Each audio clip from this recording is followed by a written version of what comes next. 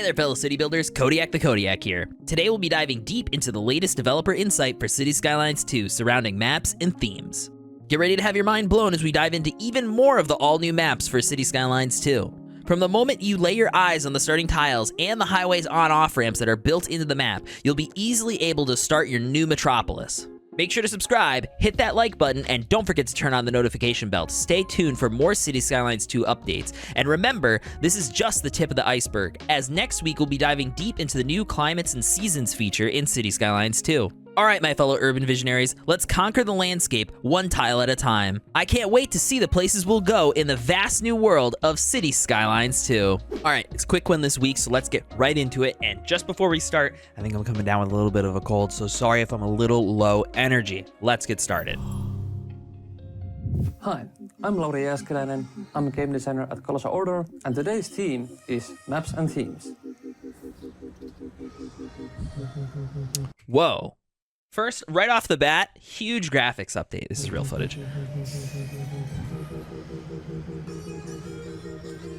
is interesting. This is like the most real footage that they've shown us, and it makes me, I don't know if apprehensive is the right word, but just like a little curious, like why they've chosen to show us less visuals of the game and more real life examples in a dev diary all about maps and themes. Now, granted, it's a dev insight, and this is kind of more how I expected the insights to go because they're insights from the developers. So I expected there to be a little bit more background information on maybe some of the devs in the game. So I'm not surprised. It's just interesting that this is the first one that we see that. In City Skylines 1... wait. I gotta break down. Okay, so we got purple deer, we got a gold skull, a goat simulator maybe. Okay, the sack boy from Little Big Planet, and then I don't know what this is. Colossal Order, but I don't know what this is. It looks like a bottle opener, but it looks like it's silicone. City Skylines 1. In City Skylines 1, the playable area was 9 map tiles, which was animation. roughly 33 square kilometers. Okay. 12.7 miles or 33 kilometers squared. This is the base game 9 tiles that we could originally unlock in City Skylines 1. In City Skylines 2, the player can get 441 map tiles, which brings the playable area roughly into the 160 square kilometers. Okay. So that's the playing size difference. So again, I talked about this in the dev diary video, which if you guys want to watch, it'll be in the annotations up above, or it will be down below in the description. But if you played vanilla pretty much exclusively, if you played on console, if you didn't play with 81 tiles mod, you have such a severe increase in playable area in City Skylines 2. Like your gameplay experience will be radically different in the amount of area and space you can actually build in. So we went from 33 kilometers squared to 160 kilometers squared in the base game. This is like, I know that like a lot of people, I mean like myself included, I was a little critical on Monday about like the size not being anything, like it's still less than the 81 tiles mod in City Skylines 1, but like this is still a huge jump in playable area for this game, like massive. So I mean, pretty cool. It would have been cool if they had done this animation inside of like a square, so we could have like really seen the difference in the size of area. Let's watch that animation again one more time. Roughly 33 square kilometers. So that's 9 tiles, 33 square kilometers. 2, the player can get 441 map tiles, which brings the playable area roughly into the 160 square kilometers.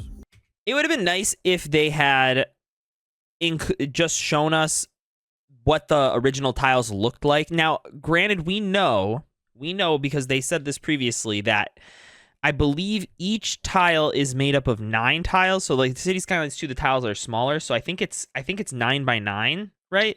So we have out to 1, 2, 3, 4, 5, 6, 7, 8, 9 out to here. This to the left is the size of a map in City Skylines 1. So that is still a pretty significant jump. So right about where my mouse is right now is roughly where the 25 tiles space would be for City Skylines 1 to the left. So in City Skylines 1, you could only buy 9 tiles. In City Skylines However, there was 25 tiles that you could, in theory, purchase, right? The game would just only let you purchase 9.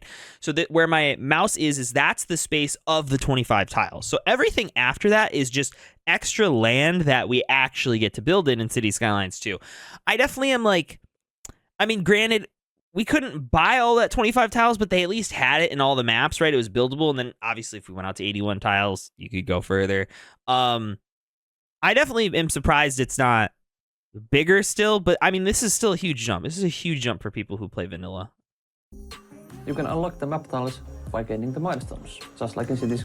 Right, and we saw the milestone page in the dev diary on Monday. As you can see here, there is a really cute picture that they have for all of them. I'm obsessed with these little like flat picture images that they showed. But they will show us Boomtown, which in the dev diary we only saw up to Tiny Town. I'm not going to talk about these. If you guys want to see it in detail, I break all these down and how these like function, what each of these symbols are. I did that on Monday. So let's go down. But unlike in Cities Skylines 1, you can just click. Okay, so we saw Boomtown. This is the new one that we actually get to see in this one. As you can see, the picture changes to blue. Up over here, it tells you how much XP. We get a stimulus of $1.4 million. We get 6 unlock points for the progression tree. We also get 8 new map tiles that we can purchase, a loan limit increase of $500,000. We get cotton farming, heavy traffic ban policy, and advanced pollution management policy. So, pretty interesting stuff. I am excited to see what all of these have to offer. Click and drag the map tiles that you wish to purchase. You can actually click and drag them all the way to the map edge. And this is, again, just a friendly reminder. You can buy multiple tiles in the screen, and when you click on them, it tells you which resources are under them, and it adds it to the total purchase area. So, the map tiles that you wish to purchase. You can also unlock the map tiles all the way to the map edge, so you can create new outside connections. I like how more realistic the trains kind of look. Like, this looks a lot more realistic than the City Skylines 1 cargo trains, so I'm pretty happy with that. They did say on, I think, Instagram, hold on one second. Yes, so I got this from Telson in my Discord. Again, thank you. If you guys want to join my Discord, link to the description is down below. We can talk cities, share your stuff. Cool times over there. Anyways, let's open this puppy up. This was from City Skylines Instagram. They actually do a Q&A, I guess, after every dev diary. So I'm probably going to do a breakdown video at some point of all the stuff that they've told us on Twitter and Instagram. I didn't know that they did this on Instagram, so thank you, Telson, for telling me. Right here, they said, what questions do you have about our new maps and themes? Will you be able to make outside connections without reaching the map edge? And they said, yes, as long as it connects to non-owned tiles. So you can create an outside connection right here if you wanted to. So if you don't buy these tiles, your outside connection can just go to right here. So you can leave your map with weird shapes if you want to. They don't have to go to the edge over here. According to their Instagram, you can just have an outside connection go to right here. So that's pretty interesting. So when you buy that tile, you'll lose that outside connection and you'll have to extend it further into an unowned tile. Something to keep in mind. I think that's like one of the more important things that they've told us so far. To purchase the selected map tile, you can see the available resources, the buildable land area, and also the cost of the selected map tile. The map tiles don't have to be connected to each other. They can be bought separately and in any order you want. See the map tile over there? You can buy it. That was so cringe. Or that one. Or that one. I feel like he's got like a quota of puns that he has to hit. Like they're like holding him hostage until he hits his quota of puns every video. But as you can see here, they're like selecting a bunch of map tiles, and we get to see like a pretty good wide shot of whatever map this is. Let's take a look at it. So this is, I believe this is New Dollarton. It says it right there, yeah. And you can see the whole buildable area that they're selecting and building from. And as we know, this is our entire buildable area. Maybe if there's a 81 tiles mod that comes out for City Skylines 2, we might be able to buy out into this area. They do not give us any information, so far at least, on the map creation tool. So I have no idea how the exterior part of the map over here is even rendered or processed. So I don't even know if that's going to be possible. This could be like a super low res part of the map development. Now, granted, in our map editor, we might have like really detailed edges over here, which would allow us to actually buy out to these tiles. Somebody said in my YouTube comments, I don't remember what it is, that there was actually like a hard-coded limit of tiles outside of this map that we would actually even be able to buy. I don't know the validity of that. I'm still really interested to see it in the map editor. I'm a little disappointed that we haven't got a chance to see it yet. Because the playable area is much bigger. Fun fact, City Skylines apparently has a board game. I found it when I was on, I took a vacation with my wife to Chicago, and I found it in some random shop there, but all my luggage was like ready to be taken away, and I didn't have anywhere to put it, so I never ended up picking it up. But if you've played the City Skylines board game, let me know down in the comments. I'm curious how it is. Compared to City Skylines 1, we just also need to make sure that the whole playable arena is much more detailed, because player will be able to reach all of those spots. Really curious how water physics work. They haven't talked about any of this stuff. I'm a little surprised at how much goes into maps that they just haven't touched on at all. So it was a bit of a challenge to make sure that each map is very detailed and have different scenarios. That's a cool shot. The base game has two different themes available, the European and North American. The theme defines the visuals for your street. For example, street markings, traffic lightings, and many, many more. And as they said multiple times, when you select your map theme, when you load in like that, there's certain things that will be fixed. Roads, street markings, certain things like like service vehicles, like police cars, for example, will stick to the theme, but you can change the zoning of buildings. So you don't have to, if you pick an American theme, you can still zone all European buildings if you want to. But you can read more about that in the 4th dev diary. When you start a new map, you can see in the new game panel many, many different options for the map. For example, the default theme, the latitude, which tells you more about the seasons, how they will work, but also...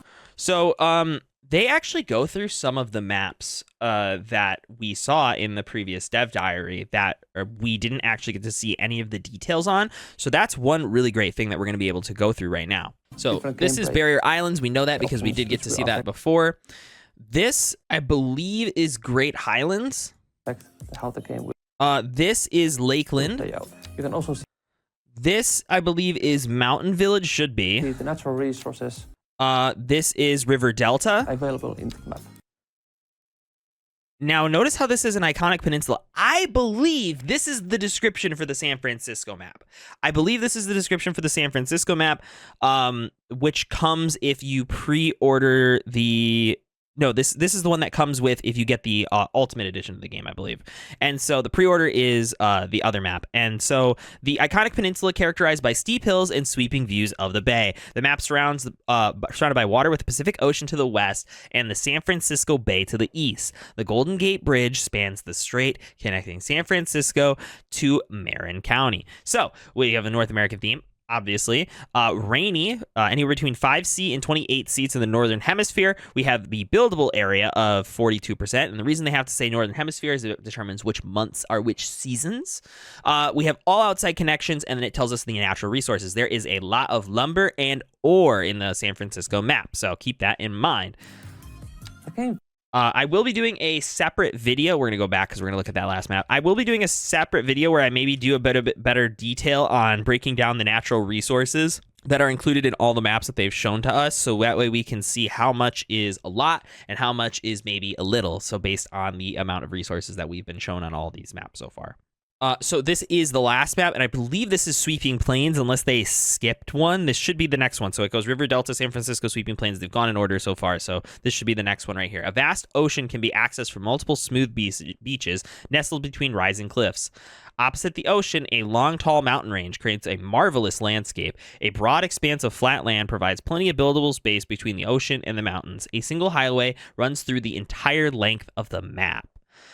This map actually seems pretty cool, and I'll have a little image of it that pops up on the left over here of what the preview for it looks like. This map looks pretty cool. I might end up building on this one. I haven't decided yet, but this one's seeming pretty cool. So anyways, it's a North American theme. It gets down to -2C, so this one will actually have snow. It goes up to 23 degrees Celsius, and it is in the southern hemisphere. The buildable area is 31%. We have all outside connections, and the natural resources looks like there is a lot of lumber and oil on this map as well. The game features 10 cool maps, and they are all Here we go. Here's all the 10 cool maps. inspired by real-life locations. So we have Archipelago Heaven. We've seen that one before. For example, All based on real life the locations. Great Highlands are inspired by the Scottish Highlands. Wow. And here we go. This is, I don't know if this is like their template loading screen, but this is their loading into the game screen. I almost knocked over something. This is the scene that we get to look at until a loading screen mod comes out. Outside connections are any land, sea, or air route out of your city. They handle export, import, and tourist traffic. So classic loading screen tutorials. And there we go. We've loaded into the game. We get to see what it looks like when we have an on-off ramp.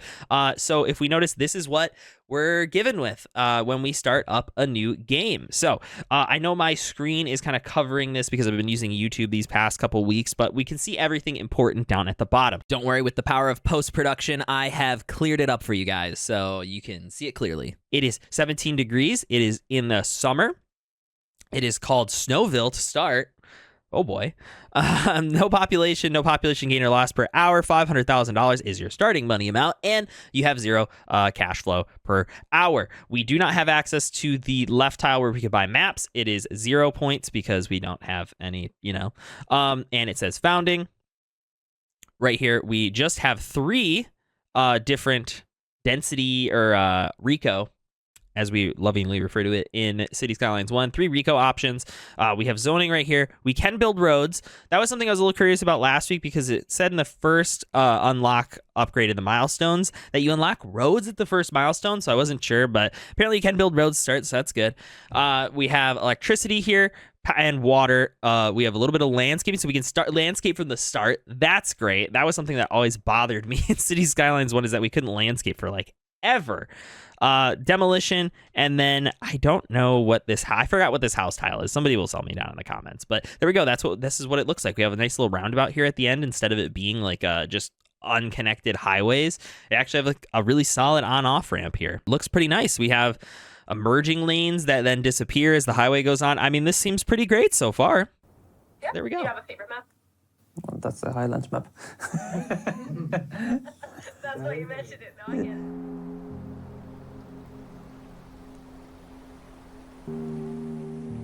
Ooh, that's nice. I like that.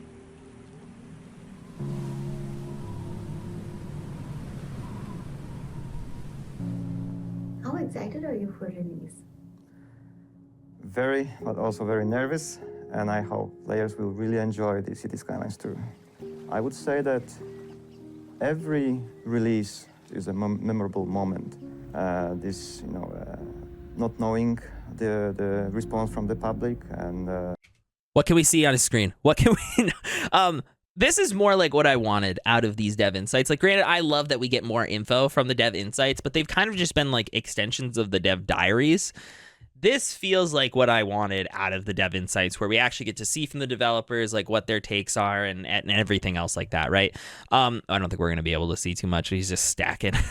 He's just stacking roads. But here, we'll go back a little bit. Not knowing the response from. Oh, whoa! They're drawing new chirpers. Hold up. Is that like a garden hat, like a straw garden hat? That's what that looks like, right? It looks like a straw gardening hat. The response from the public and also the excitement when the people are really excited about all the new features. So I would say that for the last 8 years, every release was a really memorable and important moment for me personally. Thanks for watching, and I'll see the next one where things will get heated with the climate and seasons. I'm telling you, this guy's got a quota. He's got a quota of puns he's got to meet.